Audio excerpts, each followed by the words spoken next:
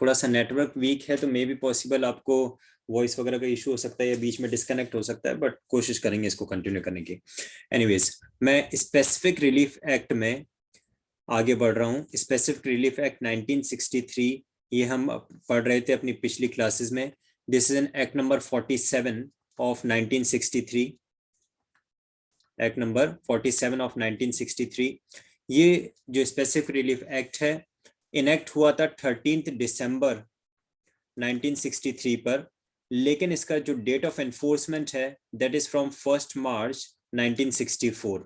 1 मार्च 1964 से ये एनफोर्समेंट में आया था। इसके कुछ सेक्शंस, कुछ प्रोविजंस हम ऑलरेडी पहले अपनी प्रीवियस क्लासेस में पढ़ चुके हैं। एक बार छोटा सा रिकॉल करवाने के लिए मैं आपको ये बता दूं कि स्पेसिफिक रिलीफ होता क्या है। सपोज ए और बी के बीच में एक कॉन्ट्रैक्ट हुआ to supply certain goods for the supply of certain goods, और सपोज करें before A could supply these goods, A ने क्या किया, ए ने कॉन्ट्रैक्ट को कैंसिल कर दिया। ए ने कह दिया मैं गुड सप्लाई नहीं करूंगा। या दूसरा इसकी सिचुएशन ले लीजिए कि बी ने मना कर दिया, बी ने बोला नहीं मुझे आपके गुड्स नहीं चाहिए, मैं आपको पैसा नहीं दूंगा। या ए ने गुड्स सप्लाई कर दिया तो बोला कि ये गुड्स वापस ले जाइए, पैसा मैं नहीं दूंगा। ए और बी दो पार्टीज हैं जिनके बीच में एक कॉन्ट्रैक्ट एंटर हुआ था। It may be for the sale of property, it may be for the supply of goods, और it may be for any other purpose. अब दोनों में से कोई भी एक पार्टी अगर इस कॉन्ट्रैक्ट को ब्रीच करती है, कॉन्ट्रैक्ट की कंडीशंस को ब्रीच करती है, तो नॉर्मली इंडियन कॉन्ट्रैक्ट एक्ट 1872 ये कहता है कि जो एग्रीड पार्टी है उसको आप कंपनसेशन दे दीजिए और इस कॉन्ट्रैक्ट को खत्म कर दिया जाए। सीधी बात है। अगर A is the defaulter, if A is the defaulter, then A will be liable to pay compensation to B. अगर B defaulter है, then B will be entitled to receive compensation from A. सीधी सीधी बात है। जिसकी गलती है उससे उसके ऊपर कॉस्ट लगा दी जाएगी, उससे कंपनसेशन क्लेम कर लिया जाएगा। ये एक जनरल प्रोविजन है। लेकिन स्पेसिफिक रिलीफ एक्ट कुछ ऐसी कंडीशंस बताता है, कुछ ऐसे प्रोविजन देता है जिन सिचुएशंस में हम कंपनसेशन को एडिक्वेट रिलीफ नहीं मानते हैं। ऐसे ब्रीच ऑफ कॉन्ट्रैक्ट जहां पे जो एग्रीड पार्टी है उसे आप मॉनेटरी कंपनसेशन अगर दे भी देंगे तो उसके लिए वो एक एडिक्वेट रिलीफ नहीं होगा। उसके लिए एक उसको आप जो अनुतोष देना चाहते हैं, उसको जो आप एक उसके लॉस के लिए उसको जो आप रीइंबर्स करना चाहते हैं, मनी उसके लिए एक प्रॉपर रीइंबर्समेंट नहीं होगा। Money will not be a adequate relief for that particular person who is the agreed party.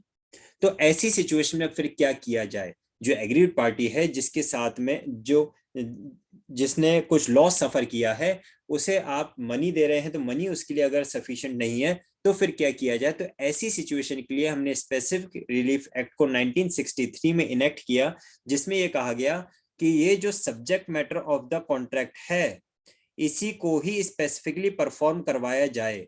अगर गुड्स की सप्लाई के लिए कॉन्ट्रैक्ट हुआ तो वही सेम गुड्स, सेम क्वालिटी की सप्लाई होनी चाहिए। अगर किसी बिल्डिंग के या किसी अदर प्रॉपर्टी के, मूवेबल इमूवेबल प्रॉपर्टी के सेल परचेज के लिए कोई कॉन्ट्रैक्ट हुआ तो वही सेम बिल्डिंग, वही सेम प्रॉपर्टी सेल और परचेज होनी चाहिए।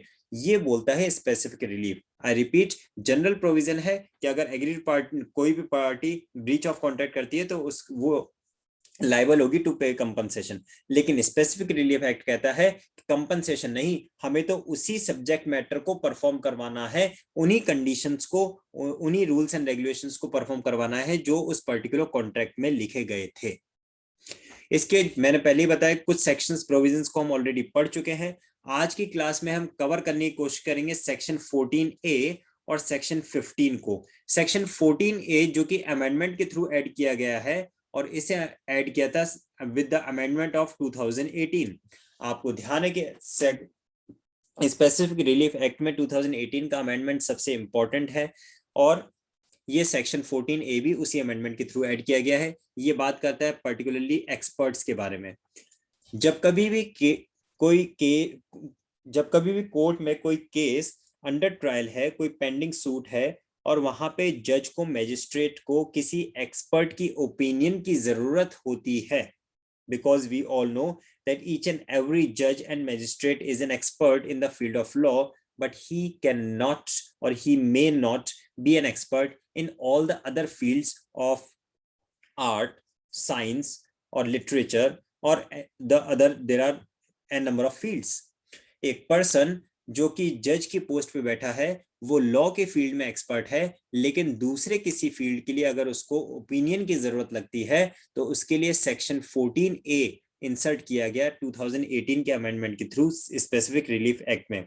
वैसे भी आप जानते हैं इंडियन एविडेंस एक्ट में अगर हम जाएं तो इंडियन एविडेंस एक्ट में भी हमें सेक्शन 45 एक्सपर्ट ओपिनियन के बारे में देखने के लिए मिलता है, और स्पेसिफिक रिलीफ एक्ट में ये अभी तक नहीं था, लेकिन 2018 के अमेंडमेंट के through section 14A expert opinion से रिलेटेड इंसर्ट किया गया। देखते हैं क्या लिखता है। पावर ऑफ कोर्ट, यानी कोर्ट के पास में ये शक्तियां हैं। Power of court to engage expert, किसी विशेषज्ञ को एंगेज करने की पावर कोर्ट के पास में रहेगी। यहाँ पे टोटल सेक्शन 14A 4 सबसेक्शंस में डिवाइडेड है। सबसेक्शन नंबर 1 ये कहता है without prejudice to the generality of the provisions contained in the Code of Criminal Procedure 1908, यानी कि CPC 1908 का जो सिविल प्रक्रिया संहिता है उसमें अगर कोई बातें लिखी गई हैं तो उनके ऊपर सेक्शन 14A का कोई प्रभाव नहीं पड़ेगा। Without prejudice to the generality of the provisions contained in the code of civil procedure 1908, civil प्रक्रिया संहिता 1908 की जो है उसमें जो बातें लिखी गई हैं उनको ये कोई प्रभाव उनके ऊपर नहीं डालेगा ये section, right. In any suit under this act where the court considers necessary, तो ये किसके डिस्क्रिप्शन पे, ये कोर्ट के। If the court considers necessary to get expert opinion to assist it on any specific issue, किसी भी एक particular मुद्दे के ऊपर अगर कोर्ट को लगता है कि हमें एक एक्सपर्ट ओपिनियन की, एक विशेषज्ञ की ओपिनियन की हमें जरूरत है, तो ऐसी सिचुएशन में कोर्ट के पास में पावर होगी involve in the suit. It may engage, तो ये कोर्ट के डिस्क्रिप्शन पे है पूरी तरह से। इट मे एंगेज वन और more experts and direct to report to it, और एक या उससे ज्यादा एक्सपर्ट्स को वो एंगेज कर सकते हैं और कह सकते हैं उन्हें कि हमें इस मुद्दे के ऊपर अपनी ओपिनियन दीजिए, रिपोर्ट प्रेजेंट कीजिए to it on such issue and may secure attendance of the expert for providing evidence। और ऐसे एक्सपर्ट की रिपोर्ट तो डिमांड की ही जा रही है, रिटन रिपोर्ट, डॉक्यूमेंट्री प्रूफ, लेकिन अगर जरूरत लगे तो उस पर्टिकुलर उसी व्यक्ति को, वो जो एक्सपर्ट है उस एक्सपर्ट को कोर्ट में ओरल एविडेंस के लिए भी कॉल किया जा सकेगा, including production of documents on the issue. और उसने जो ओपिनियन फॉर्म की है उस ओपिनियन को फॉर्म करने के लिए जो डॉक्यूमेंट्स उसने यूज किए हैं वो डॉक्यूमेंट्स को भी उसे वहां पे प्रेजेंट करने के लिए कहा जा सकता है, ये सेक्शन 1 कहता है। यानी कि कोर्ट के डिस्क्रिप्शन पे बताता है, अगर कोर्ट को जरूरत लगती है तो वो एक या उससे ज्यादा एक्सपर्ट्स को अपॉइंट कर सकता है, उनसे रिपोर्ट डिमांड कर सकता है उनकी ओपिनियन की, उन्हें एविडेंस के लिए कोर्ट में कॉल कर सकते हैं, और जो भी डॉक्यूमेंट्स हैं उन डॉक्यूमेंट्स को भी प्रोड्यूस करवाया जा सकता है। सबसेक्शन 2 कहता है द कोर्ट मे रिक्वायर और direct any person to give relevant information to the expert or to produce or to provide access to any relevant documents, goods or other property for his inspection। जो expert है उसे अपनी opinion form करने के लिए, उसे एक particular conclusion पे पहुंचने के लिए, उसे रिपोर्ट बनाने के लिए अगर किसी प्रॉपर्टी में विजिट करने की जरूरत है, किसी गुड्स का इंस्पेक्शन करने की जरूरत है, किसी डॉक्यूमेंट को चेक करने की जरूरत है, तो इन सब चीजों के लिए जिस भी किसी पर्सन के पोजीशन में वो प्रॉपर्टी, गुड्स या डॉक्यूमेंट है, एनी पर्सन, जिस भी किसी पर्सन के पोजीशन में वो गुड्स, प्रॉपर्टी या डॉक्यूमेंट्स हैं, उस पर्सन को ऐसे डायरेक्शंस दिए जाएंगे। द कोर्ट मे रिक्वायर और direct, the court may require और डायरेक्ट, ऐसे पर्सन को, जिस पर्सन के पोजीशन में उस प्रॉपर्टी, डॉक्यूमेंट या गुड्स के होने की एक्सपेक्टेशन है, उस पर्सन को ऐसे डायरेक्शंस दिए जाएंगे कि इस एक्सपर्ट को आप फ्री इंग्रेस प्रोवाइड कीजिए, आप इस एक्सपर्ट को फ्री एक्सेस प्रोवाइड कीजिए for the inspection of these goods, property और डॉक्यूमेंट्स। ऐसा सबसेक्शन 2 में लिखा है कि जिस पर्सन के पोजीशन में होंगे उसको उन प्रॉपर्टीज में इंस्पेक्शन के लिए सपोर्ट करना पड़ेगा उस पर्टिकुलर एक्सपर्ट को। सबसेक्शन 3 ये कहता है द ओपिनियन और the report given by the expert shall form part of, shall word use किया गया है, यानी कि जो ओपिनियन या फिर जो रिपोर्ट उस एक्सपर्ट ने प्रेजेंट की है, इस ओपिनियन और इस रिपोर्ट को हम सूट के रिकॉर्ड का पार्ट बनाएंगे।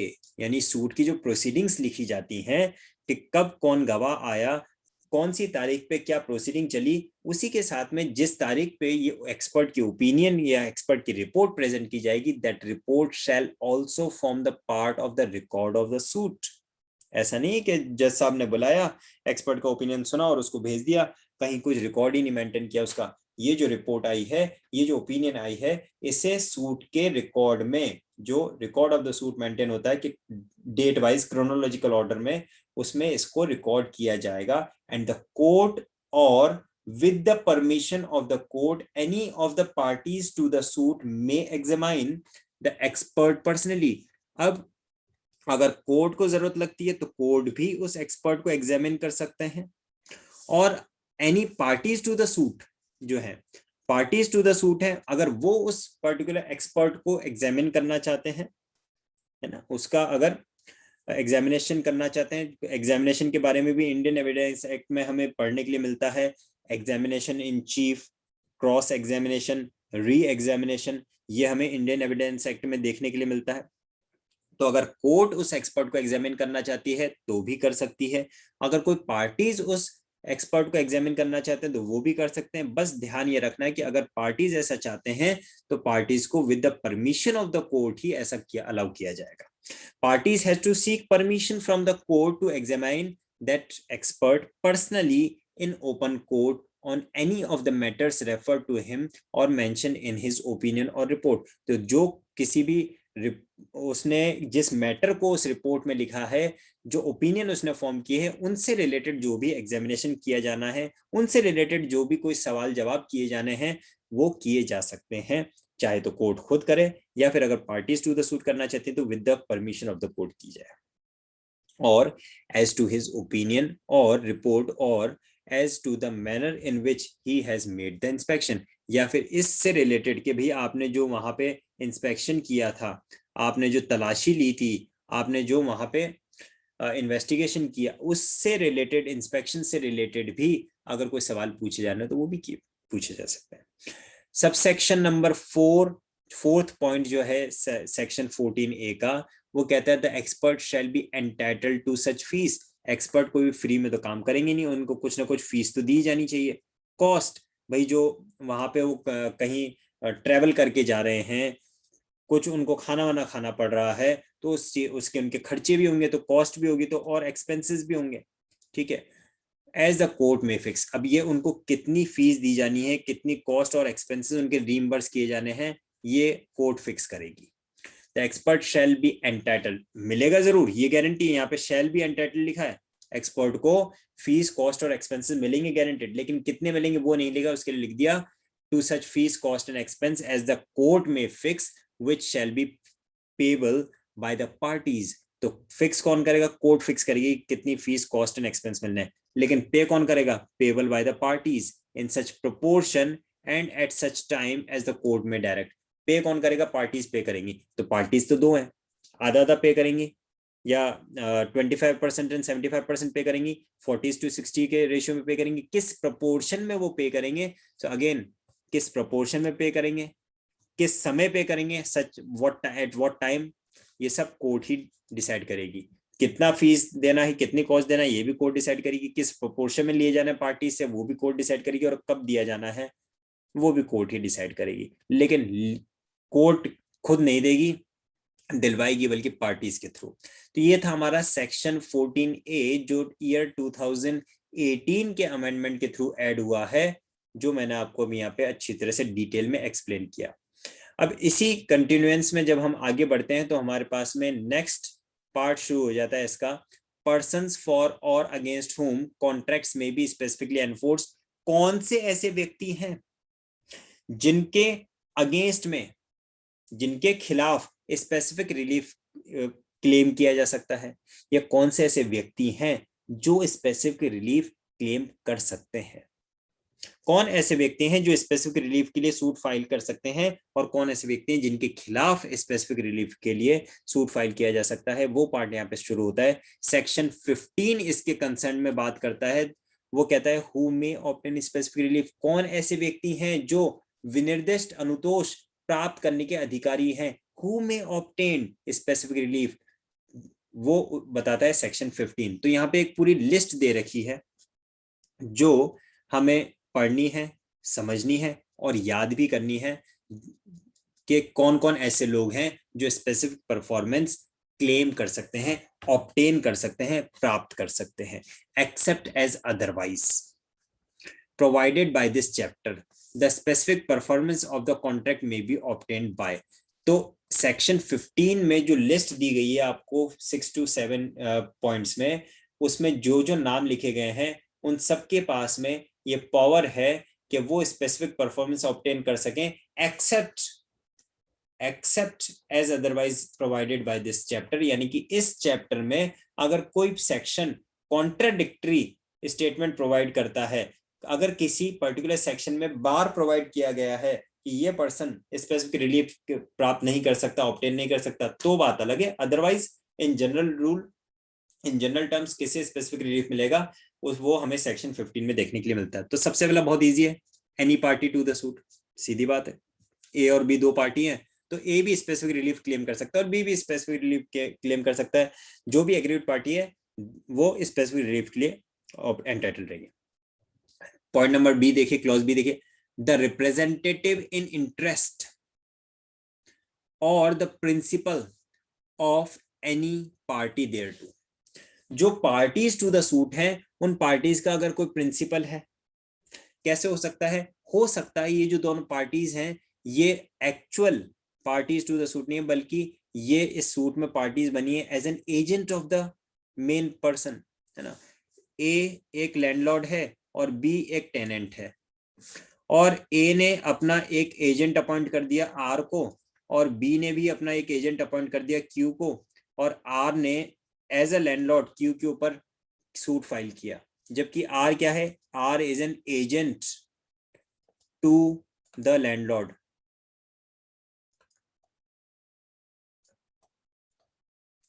क्यू कौन है? Q is an agent to the tenant, right. तो यहां पे पार्टीज टू द सूट कौन है? R and Q is the parties to the suit, लेकिन प्रिंसिपल ऑफ दीज पार्टीज कौन है? A is the principal of R and B is the principal of Q. तो क्या ए और बी के पास में भी स्पेसिफिक परफॉर्मेंस ऑब्टेन करने का राइट है या नहीं है? Answer is yes. Parties to the suit के पास तो है ही, R and Q are the parties to the suit, लेकिन पार्टीज टू द सूट के साथ साथ उनके जो प्रिंसिपल हैं जिनके बिहाफ पे वो पार्टीज टू द सूट बने हैं, उन प्रिंसिपल के पास में भी स्पेसिफिक रिलीफ ऑब्टेन करने का राइट है।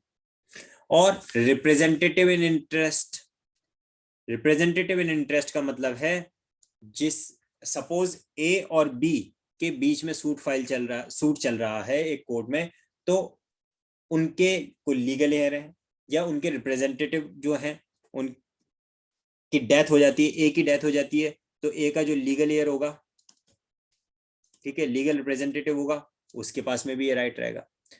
तो जो पार्टीज टू द सूट है उसके प्रिंसिपल, उनके पास में भी राइट है, और जो पार्टीज टू द सूट हैं अगर उन्हें कुछ हो जाता है तो उनके जो लीगल रिप्रेजेंटेटिव होंगे, रिप्रेजेंटेटिव इन इंटरेस्ट होंगे, ए का जो बेटा होगा, बी का जो बेटा होगा, उनके पास में भी ये राइट रहेगा। Provided that where the learning, skill, solvency और एनी पर्सनल क्वालिटी। अब लर्निंग से मतलब भाई वकील है कोई, वकील का जो बेटा है उसने एलएलबी किया नहीं, तो फिर वो लर्निंग तो उसके साथ रेस्ट्रिक्ट रहेगी ना वकील की। मान लीजिए वकील ने बहुत अच्छी प्रैक्टिस चल रही है, उसके पास में क्लाइंट वगैरह है, वकील की डेथ हो गई, फीस वगैरह सब ली हुई, लेकिन डेथ हो गई, तो अब क्या क्लाइंट वकील के बेटे को बोल सकता है कि भाई मैंने तो आपके पिताजी को फीस दी हुई है, अब मेरा केस आप लड़ो? पॉसिबल ही नहीं है। क्यों? क्योंकि उस पर्टिकुलर एडवोकेट का जो बेटा है, अगर वो भी एलएलबी करके प्रैक्टिस में आया होगा, तब तो उससे कहा जा सकता है कि मैंने आपके पिताजी को फीस दी हुई है और मेरा केस आप लड़िए। लेकिन जो बेटा है उसने तो एमबीबीएस किया है, वो तो डॉक्टर है। अब डॉक्टर को क्या कोर्ट में ले जाके खड़े करेंगे? तो जहां पे लर्निंग की बात आती है, जहाँ स्किल्स की बात आती है, जहाँ सॉल्वेंसी की बात आती है, पर्सन बैंकरप्टी, जो पर्सन है वो बैंकरप्ट है, तो बैंकरप्ट पर्सन के ऊपर तो कोई आप किसी तरह का स्पेसिफिक परफॉर्मेंस का क्लेम कर ही नहीं सकते। तो जहाँ लर्निंग की स्किल्स की बात आती है या फिर पर्सनल क्वालिटीज की बात आती है, अब कोई पेंटर है और पेंटर की तो हो गई डेथ, उसके बेटे के पास में क्लेम करने पहुंच जाए आपके भी, इसके पिताजी से हमने कॉन्ट्रैक्ट किया था पेंटिंग बनाने का, इससे कहिए कि पेंटिंग बना के हमें दे, वो तो बना देगा आड़ी टेढ़ी लकीरें खींच के, लेकिन फायदा क्या होगा? तो जहां पे पर्सनल क्वालिटीज आ जाती हैं, लर्निंग स्किल, सॉल्वेंसी वगैरह आ जाती है, वहां पे फिर ये रिप्रेजेंटेटिव इंटरेस्ट या वहां पे फिर ये प्रिंसिपल, इन सबके को डिवाइड कर दिया जाएगा, राइट?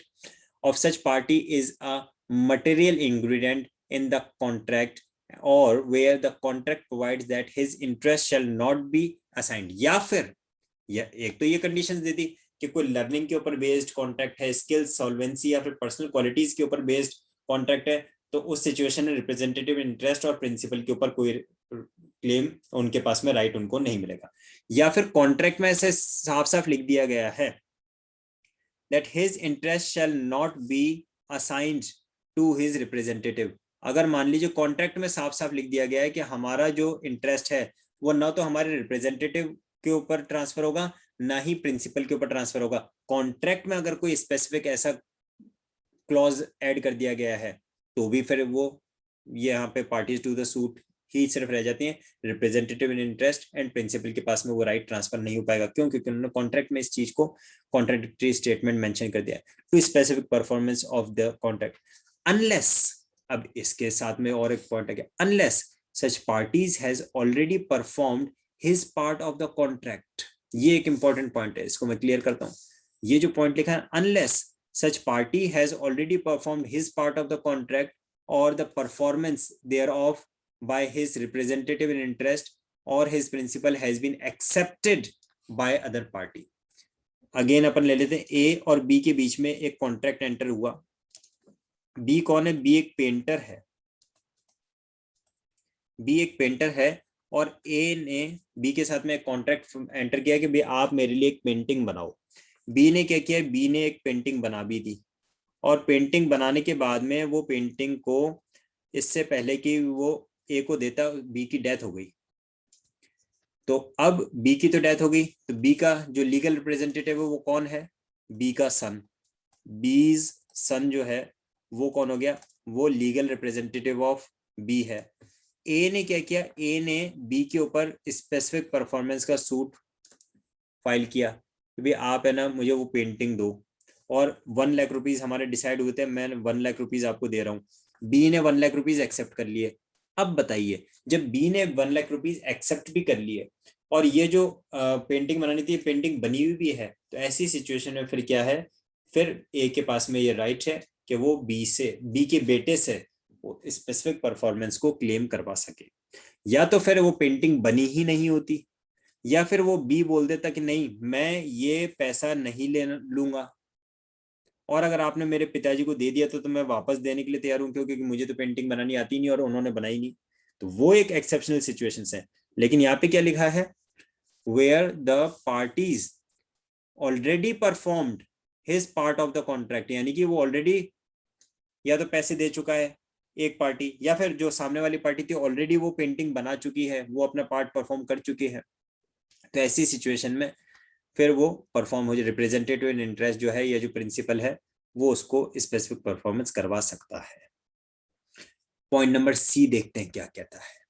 सबसे पहला था पार्टीज टू द सूट, और सेकंड पॉइंट आता है रिप्रेजेंटेटिव इन इंटरेस्ट और the principal of the parties to the suit. क्या टॉपिक हम पढ़ रहे हैं? हम पढ़ रहे हैं स्पेसिफिक रिलीफ एक्ट 1963 का सेक्शन नंबर 15, जो हमें बताता है कि स्पेसिफिक परफॉर्मेंस स्पेसिफिक परफॉर्मेंस कौन ऑब्टेन कर सकता है, हु मे ऑब्टेन, कौन प्राप्त कर सकता है स्पेसिफिक परफॉर्मेंस, तो पार्टीज टू द सूट कर सकती हैं, और उन्हीं पार्टीज के रिप्रेजेंटेटिव इन इंटरेस्ट या फिर प्रिंसिपल जो है वो भी स्पेसिफिक परफॉर्मेंस ऑब्टेन कर सकते हैं।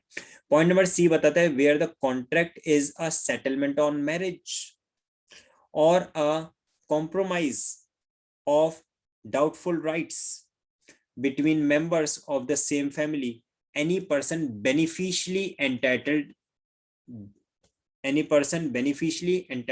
thereunder। तो मान लीजिए ए और बी के बीच में एक कॉन्ट्रैक्ट हुआ। ए कौन है? A is the father of G and B is the father of, you can say, इसको अपन एम कर देते हैं, चलिए यहां पे ले लेते हैं आर, ठीक है। G is the son, R is the daughter. A और बी के बीच में कॉन्ट्रैक्ट हुआ कि हम दोनों अपने दोनों बच्चों की मैरिज कर देंगे, मैरिज कॉन्ट्रैक्ट हुआ। हम जी और आर की आपस में मैरिज कर देंगे और ए ने ये कहा कि मैं आपकी जो बेटी है उसे हर महीने 500 रुपया दिया करूंगा, ₹500। तो अब बताइए पार्टीज टू द कॉन्ट्रैक्ट कौन है? A is the party, first party to the contract, B is the second party to the contract. ये जो कॉन्ट्रैक्ट हुआ है जिसमें कि ₹500 दिए जाने हैं आर को, who is the beneficiary, who is the beneficiary to the contract? R is the beneficiary. यहाँ पे ये जो कॉन्ट्रैक्ट हुआ है ए और बी के बीच में, इस 500 रुपए दिए जाने का, ये 500 रुपए किससे मिलने हैं? ये आर को मिलने हैं। सो आर इज द बेनिफिशियरी। तो सबसे पहली बात, कौन कौन ऑब्टेन कर सकता है specific performance? A party to the suit, B party to the suit, ये दोनों तो कर ही सकते हैं पार्टी टू द सूट। लेकिन जो आर है, who is the beneficiary to the contract, R के पास में भी राइट है कि वो स्पेसिफिक परफॉर्मेंस ऑब्टेन कर सके। ये कहता है clause number C, where the contract is a settlement on marriage or a compromise of doubtful rights between members of the same family, any person beneficially entitled. जहां पे कोई मैरिज से related वाला कोई कॉन्ट्रैक्ट हो या फिर ऐसा कोई कॉन्ट्रैक्ट हो जिसमें थोड़ा सा एम्बिग्यूटी आ जाए कि इस कॉन्ट्रैक्ट में कौन पार्टीज हैं कौन नहीं है, तो उसमें सीधे सीधे किसके पास में राइट रहेगा? जो उस कॉन्ट्रैक्ट की वजह से बेनिफिशियरी बन रहा है, जिसको उसका लाभ मिलने वाला था, तो उसके पास में ये राइट आ जाएगा, चाहे वो पार्टी टू द सूट नहीं है लेकिन कॉन्ट्रैक्ट में उसका नाम था कि भी इस पर्सन को इसका बेनिफिट मिलेगा, तो उसके पास में भी राइट है कि वो स्पेसिफिक परफॉर्मेंस के लिए सूट फाइल करके स्पेसिफिक परफॉर्मेंस ऑब्टेन कर सके। तो अभी तक हमने सेक्शन 15 के क्लॉज ए, बी और सी तीन को देखा। ए में लिखा था parties to the suit, B में लिखा था रिप्रेजेंटेटिव इन इंटरेस्ट और द प्रिंसिपल, और सी में लिखा हुआ है क्या? बेनिफिशियरी टू द सूट और beneficiary to the settle contract of settlement on marriage, beneficiary to the contract उसे।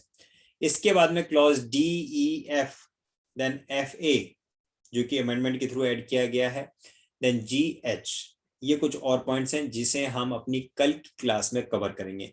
आज जो हमने टॉपिक डिस्कस किए हैं इनसे रिलेटेड अगर किसी के माइंड में कोई क्वेरी कोई डाउट है तो आप पूछ सकते हैं, अदरवाइज मैं आज की क्लास यहीं पे रोके दे रहा हूँ, और कोई भी कंफ्यूजन अगर है इससे रिलेटेड तो प्लीज पूछिए।